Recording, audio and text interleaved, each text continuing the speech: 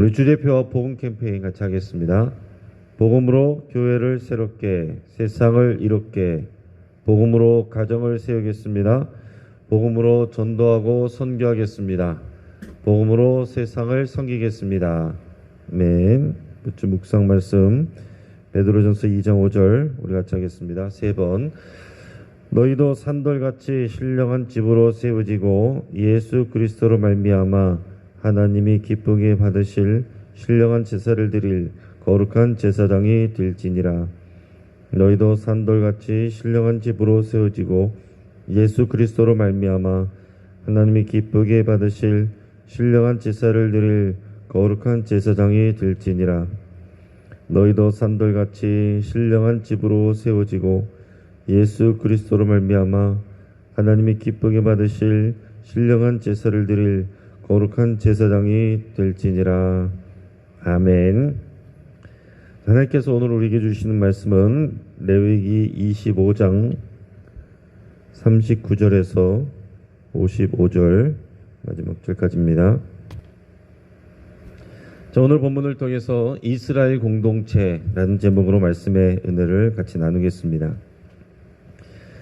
여러분, 어느 사회든지 이 경제적인 부의 차이가 사람들 사이에서 날 수 있습니다.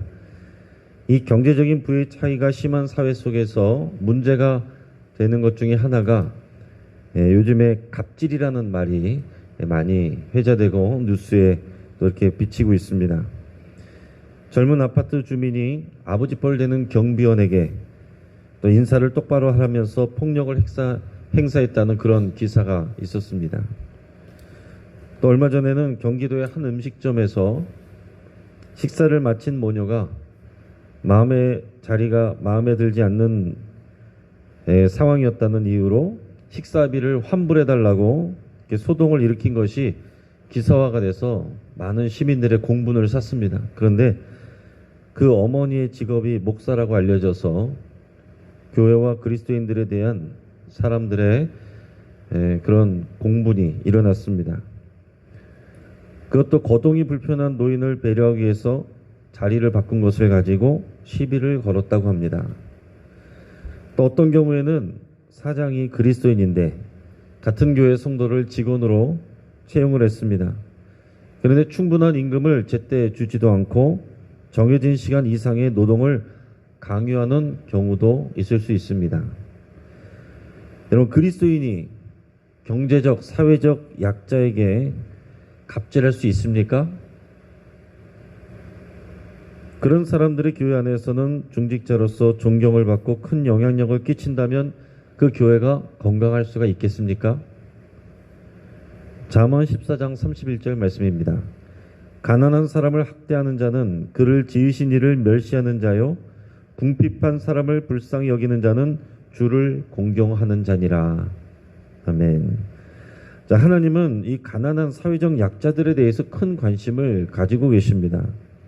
자, 이 땅에서는 모든 사람이 완전하게 평등하게 살 수는 없습니다. 그래서 더 많이 가진 사람이 가난한 자들과 사회적 약자들을 잘 돌보게 하셨습니다.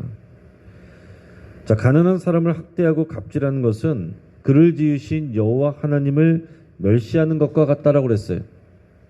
반대로 궁핍한 사람을 불쌍히 여기는 자는 하나님을 공경하는 자라고 그랬습니다. 자, 예수님도 같은 맥락의 말씀을 하셨는데 마태복음 25장에서 예수님은 마지막 때에 하나님의 심판에 대해서 말씀하셨어요. 그런데 그때가 되면 사람들을 좌우편으로 나누고 양과 염소처럼 나눈다고 했습니다. 그렇게 나누는 기준이 뭐냐? 사회적 약자, 가난한 자, 어려움을 당하고 있는 자들에게 어떻게 했느냐? 그들에게 어떻게 말하고 그들에게 어떻게 행동하고 그들에게 어떻게 베풀었느냐? 그것이 마지막 때에 이 사람들을 좌우로 나누는 그 기준이라고 얘기를 했어요. 물론 예수님을 믿는 것은 여러분 기본으로 깔리는 것입니다. 그 당시 말씀을 주신 것은 하나님의 백성들, 이스라엘 백성들에게 주신 것이고 하나님과의 언약 관계에 있는 사람들이었어요. 그러니까 그리스도인들, 우리도 마찬가지로 예수 그리스도를 통해서 하나님과 새 언약 관계 안에 있는 사람들을 기준으로 그 안에서 좌우편으로 나눠질 때는 가난한 사람들, 사회적 약자들에게 어떻게 대했느냐? 그거 가지고 좌우로 나눈다라고 했습니다. 여러분, 믿음이 좋은데 사회에서 갑질을 한다. 이것은 이미 앞뒤가 틀린 말입니다. 저 사람 믿음은 좋은데 세상에서는 영 아니야. 그 믿음이 좋은 게 아닙니다. 하나님은 그 믿음을 가짜라고 말씀하실 수 있어요. 가짜가 아니라면 미성숙한 믿음이라고 할 수 있겠죠. 자, 오늘 본문은 희년의 규례에 대해서 계속 다루고 있는데, 특별히 가난하여서 다른 사람의 종이 된 사람에 대해서, 그리고 가난해져서 이방인의 종이 된 사람에 대해서 어떻게 대해야 될지를 말씀하고 있습니다. 자, 여러분, 우리가 이것을 먼저 생각해 보시길 바라요. 하나는 이것이 지금 개인에 대한 문제가 아니라 이스라엘 공동체에게 주어지는 말씀이란 사실입니다. 그러니까 우리는 신앙생활을 할 때 나 개인이 하나님 잘 믿으면 되지, 이게 아니라 이 공동체, 신앙 공동체, 이 민족 공동체, 나라 공동체에서 우리가 어떻게 역할을 해야 되느냐라는 것을 말씀해 주고 계신다는 것이고, 또 하나는 하나님께서 적과 꿀이 흐르는 가나안 땅으로 데리고 가신다고 그랬는데, 그곳에서 가난해지는 사람이 있고 그 가난해져서 종으로 팔리는 사람도 있을 수 있다는 것을 하나님께서 미리 말씀하고 계시고 어떻게 대처해야 되는지를 말씀하고 계신다는 것을 우리가 기억을 해야 됩니다. 우리가 생각하는 이 하나님의 나라가 모든 사람을 똑같은 재산으로 배분하는 것이 하나님의 나라가 아니다라는 거예요. 법으로 그렇게 한다고 해서 하나님의 나라가 이루어지는 것이 아니라 초대교회처럼 능력 있는 사람이 벌어와서 그것을 함께 나누고 능력이 없는 사람이 그것을 사용할 수 있는, 그것은 사랑으로만 될 수 있는 사랑의 공동체가 하나님이 세우시고자 하는 그런 공동체의 모습이라는 것을 우리가 염두에 두고 우리 말씀을 묵상할 수 있기를 바랍니다. 자, 먼저는 이 가난하여 종으로 팔리는 자에 대해서 말씀을 하시는데, 오늘 이 본문 바로 앞에서는 이 너희 동족 가운데서, 이웃들 가운데서 가난하게 되는 사람들에 대해서 말씀을 하셨어요. 그러니까 살다가 보면 이러저러한 이유로 또 가난해지는 사람이 있을 수 있다는 거예요. 그래서 그런 사람에게 돈을 구워주든지 양식을 구워주든지 할 때 이자를 받지 말고, 또 이자와 같은 이익을 얻으려고 사람들이 구워주지 말라. 보살피라는 거죠. 우리 같은 공동체 의식을 가지고 이익의 대상으로 보지 말고 같이 보살펴야 될 대상으로 보고서 함께 보살펴줘야 된다. 그것을 말씀하셨어요. 그런데 오늘 상황에서는 그 가난함이 더하여져서 부득이하게 다른 이스라엘 사람들의 종으로 팔려갈 수밖에 없는 그런 상황에서 말씀을 하고 계십니다. 우리 39절에서 43절까지 말씀을 우리 같이 읽겠습니다. 너와 함께 있는 네 형제가 가난하게 되어 네게 몸이 팔리거든 너는 그를 종으로 부리지 말고 품꾼이나 동거인과 같이 함께 있게 하여 희년까지 너를 섬기게 하라. 그때에는 그와 그의 자녀가 함께 내게서 떠나 그의 가족과 그의 조상의 기업으로 돌아가게 하라.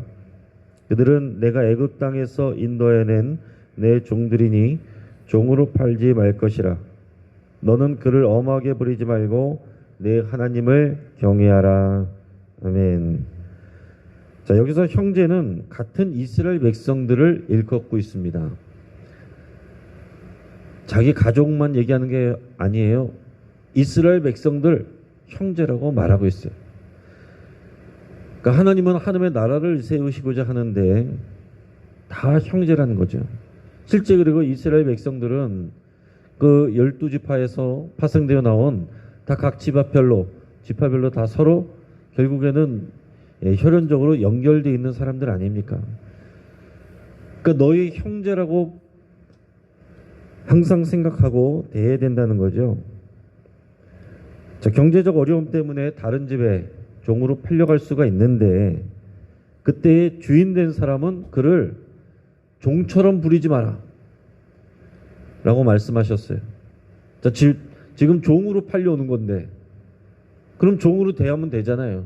그렇게 하지 말라는 거예요. 그렇게 해도 사실은 상식적으로는 당연한 거죠.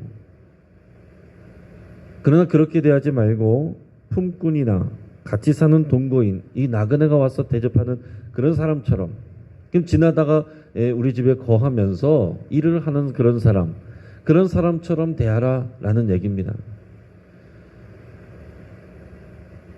종으로 대하는 것하고는 전혀 다른 의미가 되겠죠. 그리고서도 희년이 되면 그와 그 가족이 자기 기업으로 돌아갈 수 있도록 놔주라라는 얘기예요. 그게 하나님의 명령입니다. 42절에 보면 이스라엘 백성은 모두 애굽에서 종이 되었다가 하나님으로 인해 자유와 해방을 얻은 사람들입니다. 그렇기 때문에 이스라엘 백성들은 오직 여호와 하나님께만 종로로 대하지 서로가 서로에게 종노릇해서는 안 되고 서로가 서로를 종을 부리듯이 하면 안 된다. 이게 하나님의 말씀입니다. 자, 쉽게 말해서 우리 식으로 말하면 갑질하면 안 된다는 얘기예요. 그래서 서로를 종으로 대하면 안 되고 형제로 대하라 라는 것입니다. 그들을 또한 엄하게 대하거나 갑질하지 말아라 이런 표현이에요. 그것은 하나님을 경외하는 믿음과 연관이 된다라고 했어요. 사람을 대하는 태도, 특히나 가난하게 된 사람, 종이 된 사람, 이런 사람을 대하는 태도가 자신의 믿음과 연결이 되는 거라고 말씀하고 있습니다. 여러분, 교회 안과 밖에서의 말과 태도가 달라진다면 그것은 진짜 믿음이 아닙니다.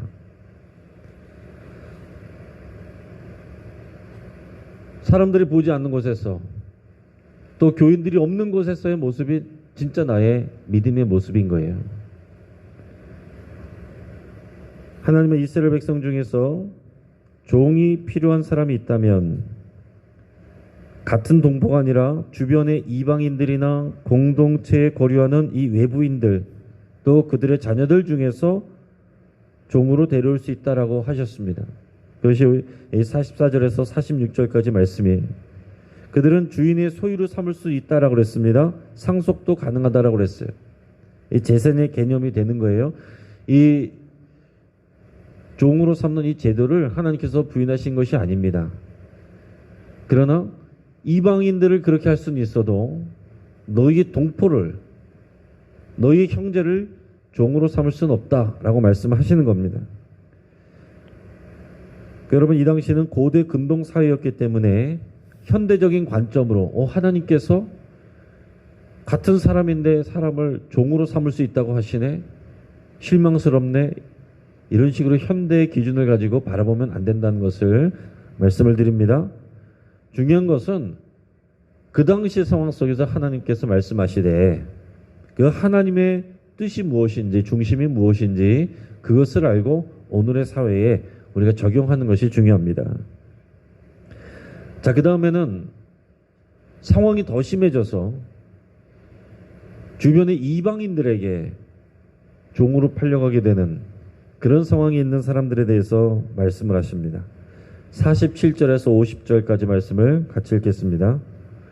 만일 너와 함께 있는 거류민이나 동거인은 부유하게 되고 그와 함께 있는 네 형제는 가난하게 되므로 그가 너와 함께 있는 거류민이나 동거인 또는 거류민의 가족의 후손에게 팔리면 그가 팔린 후에 그에게는 속량받을 권리가 있나니 그의 형제 중 하나가 그를 속량하거나 또는 그의 삼촌이나 그의 삼촌의 아들이 그를 속량하거나 그의 가족 중 그의 살부치 중에서 그를 속량할 것이요 그가 부유하게 되면 스스로 속량하되 자기 몸이 팔린 해로부터 희년까지를 그 산자와 계산하여 그 연수를 따라서 그 몸의 값을 정할 때에 그 사람을 섬긴 날을 그 사람에게 고용된 날로 여길 것이라.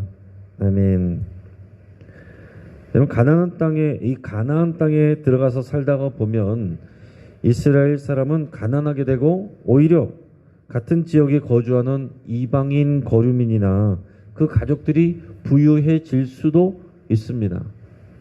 그 가능성을 하나님께서 말씀하신 거예요. 그럴 수도 있다는 거죠. 근데 만약 가난해진 사람이, 이 가난해진 사람은 이스라엘 백성이에요. 같은 동족이 아니라 이방인에게 종으로 팔려가게 될 수밖에 없는 상황이 된다면 상황이 더 심각한 거죠. 자, 비록 경제적인 어려움 때문에 종으로 팔려갔다고 하더라도 오늘 48절에서 보면 그 사람은 속량받을 권리가 있다라고 말씀하고 있어요. 자, 가난해져서 어쩔 수 없이 종으로 팔려가지만 그러나 하나님과 언약 관계를 맺은 이스라엘 백성이고 이스라엘 공동체이기 때문에 그는 속량받을 권리가 있다라고 그랬어요. 속량받을 권리가 있으면 어떻게 하느냐? 여기에 이제 기업 물을 자가 나오는 거죠. 가장 좋은 것은 자신이 능력과 돈을 벌어서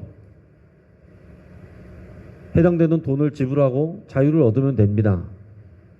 근데 지금 그렇게 될 수 없는 상황이기 때문에 그럼 타인의 도움이 필요한데 그 책임을 지는 사람, 대신 그 돈을 갚아줘야 되는 사람, 그 사람을 기업 물을 자라고 표현을 해요.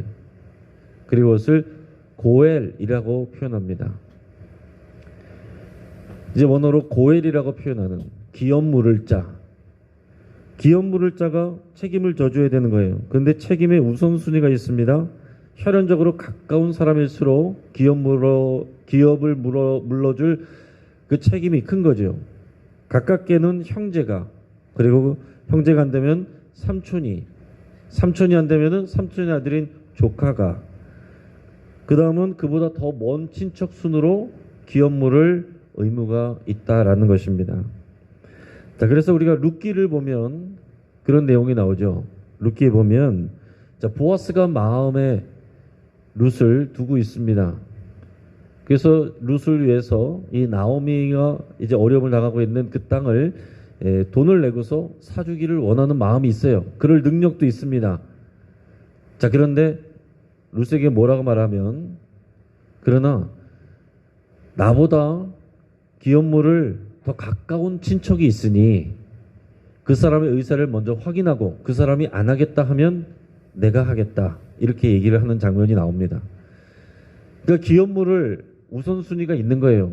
혈연적으로 가까운 사람일수록 먼저 그 의무를 감당을 해야 됩니다. 그런데 그 당시에 보아스보다 더 가까운 기업물을 의무가 있는 사람이 나는 못하겠습니다. 내 돈 들여서 그렇게 손해보면서 나는 못하겠습니다, 이렇게 포기를 하니까 보아스가 룻을 데려오고 나오미를 위해서 돈을 내주는 그런 모습이 이제 룻기에 나오는 내용입니다. 그런 내용들이 오늘 우리가 읽은 본문 말씀을 통해서 우리가 이해가 되는 거죠. 기업 물을 때는 희년까지 남은 기간을 계산해서 주인에게 돈을 돌려줘야 됩니다. 하나님은 이방인 주인도 자신에게 종으로 팔린 이스라엘 백성을 학대하지 말고 품꾼처럼 여기고 엄하게 부리지 말라, 이렇게 당부하고 계십니다. 그러면서 우리 마지막 절, 우리 어제도 읽었는데 55절 말씀을 같이 읽겠습니다. 이스라엘 자손은 나의 종들이 됨이라. 그들은 내가 애굽 땅에서 인도해낸 내 종이요 나는 너희의 하나님 여호와이니라. 아멘. 자, 이스라엘 백성은 애굽에서 종되었던 오랜 시간을 가지고 있다가 하나님께서 모세를 보내서 자유와 해방을 경험한 사람들이에요. 종되었던 사람들이기 때문에 다른 사람을 종으로 부리지 말라는 것입니다. 우리도 어제 광복절을 지냈는데 우리도 다른 나라에 의해서 그런 어려움을 당했습니다.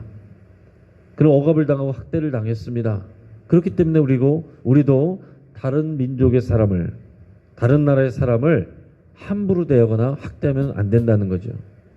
가끔 뉴스에서 나오는 그 외국에서 오는 일꾼들, 노동자들, 그런 사람들을 학대하고 제대로 임금을 주지 않고 폭력을 행사하고 이런 어두운 소식들이 뉴스에 나오는데 혹시라도 그 중에서 그 경영주가 그리스도인이라고 한다면 그건 정말 하나님 앞에서 크게 징계받을 이유가 되는 것입니다. 여러분, 바깥에서, 우리 교회 바깥에서는 그냥 사회적인 그런 통념과 그런 법 안에서 문제가 없으면 문제가 없는 게 아니라 우리는 하나님 나라의 백성이기 때문에 하나님과 언약을 맺은 새 언약 백성이기 때문에 우리는 대한민국의 법 그 아래만 있는 것이 아니라 하나님의 법 아래에 있다는 것을 여러분 기억을 하셔야 됩니다. 여러분 우리가 오늘날 누구를 종으로 삼는 일이 없어요. 그러나 오늘날 우리 시대에 우리가 우리 주변에 여전히 가난한 사람들이 있고 사회적 약자들이 있습니다. 좀 더 높은 위치에서 부릴 수 있는 사람이 있어요. 그러나 그런 사람들을 우리도 마찬가지로 엄하게 대하거나 갑질하거나 종처럼 부리는 일은 없어야 된다는 사실입니다. 그래서 사람들을 바라볼 때 믿지 않는 사람들이라면 오히려 전도의 대상자로 바라봐야 되는 부분이 있고요. 또 우리가 같은 믿는 그리스도인 지체라고 한다면 우리가 형제라는 의식을 가지고 대해야 된다는 거죠. 경제적 이익은 언제나 하나님의 사랑 또 이웃 사랑을 앞설 수가 없습니다. 그러나 세상은 이 경제적 이익에 따라서 다른 모든 그런 가치들이 재배열되잖아요. 그러나 그리스도인이 믿음이라는 것은 세상 속에서 이 경제 활동 속에서 하나님의 사랑 이 원리를 붙잡고 이 신연의 원리를 붙잡고 공동체라는 의식을 가지고 살아가는 것이 너무나도 중요하다는 것을 우리에게 말씀해 주고 계십니다. 자, 이제 말씀을 정리하겠습니다. 여러분 교회 안에서의 신앙의 수준은 교회 밖에서의 말과 행동으로 드러나는 것입니다. 교회 안에서 봤을 때 믿음이 좋아. 교회 안에서 봤을 때 하나님을 정말 사랑해. 이게 다 판단될 수 없는 일이다라는 얘기예요. 교회 밖에서 믿지 않는 사람들 그 안에서 살아가는 그 모습이 그게 믿음의 모습이라고 하나님이 판단하신다는 겁니다. 또한 이스라엘 백성은 하나님의 공동체예요. 지금 우리는 새 이스라엘입니다. 교회가 새 이스라엘이에요. 그래서 우리도 이스라엘 공동체인 것입니다. 교회가 서로 성도들을 바라볼 때 우리가 이스라엘 공동체, 새 언약 공동체로서 서로 형제, 자매로서 바라봐야 되는 것입니다. 이 안에서 직분이란 것은 우리가 서로를 섬기기 위한 것이고 서로가 형제이고 자매라는 이것이 우리의 믿음의 고백이어야 되고 거기에 따른 우리의 믿음의 말과 행동과 우리가 선택이 하나님 앞에서 믿음으로 인정받게 되는 것입니다. 우리는 서로에 대해서 책임감을 가져야 돼요.